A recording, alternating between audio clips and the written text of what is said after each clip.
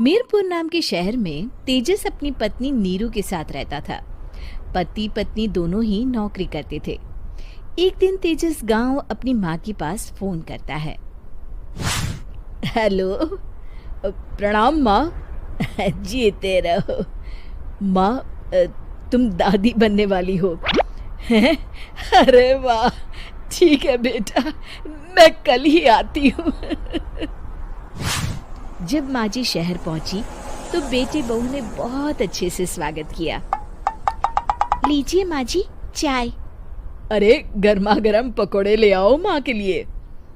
नीरू रसोई में गई और 2 मिनट में ही पकोड़े ले आई। जी ये लीजिए। बहू जादू से बनाए हैं क्या? अभी तो रसोई में गई थी।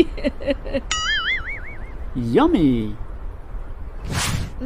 माँ जी, शीला रसोई में पकोड़े तल रही है, मैं बस लेकर आई।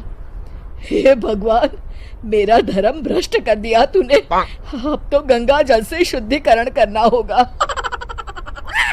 दूसरे दिन, माँ जी मैंने नाश्ता बना दिया है, ऑफिस जा रही हूँ। पर अभी तो घर का सारा काम पड़ा है।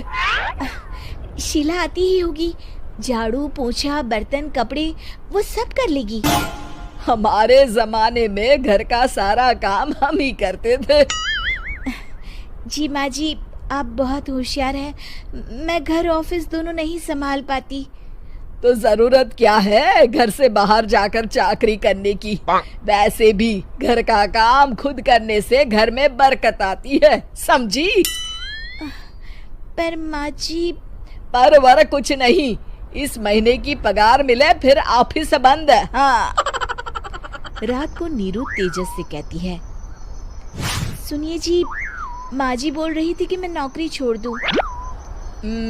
वैसे ठीक ही तो है, अभी तुम्हें आराम की जरूरत है। फिर भी आराम कहाँ, शीला को छुड़ाने के लिए बोल रही थी। तो अब 24 घंटे में इतना काम तो कर ही सकती हो। पर जॉब पसंद है मुझे, घर पर मन नहीं लगेगा। अगले दिन जब दोनों ऑफिस के लिए निकल रहे थे, मेरी तो कोई कीमत ही नहीं है इस घर में। माँ जी, आजकल महंगाई बहुत है, रहन सहन भी बदल गया है, दोनों नौकरी करते हैं तभी ठीक रहता है। अच्छा, तू कहना क्या चाहती है? मेरा बेटा तुझे बिठा के खिला नहीं सकता? तू ही इस घर का खर्च चला रही है, हैं? नहीं माँ जी, मेरा वो मतलब नहीं था। मतलब खूब समझती हूँ, ये बाल धूप में सफेद नहीं किए मैंने। हाँ। अब तो ये रोज का काम हो गया था। तेजस भी रोज की झिकझिक से परेशान हो गया था।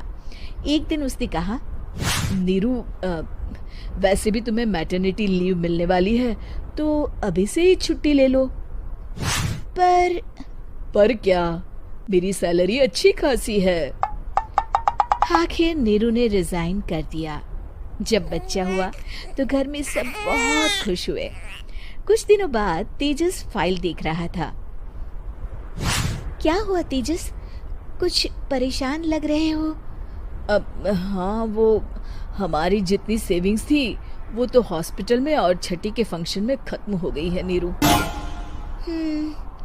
और अभी वैसे मंदी चल रही है तो मैं बोल रही थी कल मुन्ना को हेपेटाइटिस का टीका लगवाना है। नीरू, क्या पोस्टपोन नहीं कर सकते? नहीं जी, बिल्कुल नहीं। अब तेजस को समझ में आ रहा था कि उससे गलती हुई है। पैसों की कमी का असर घर के माहौल पर भी पड़ रहा था।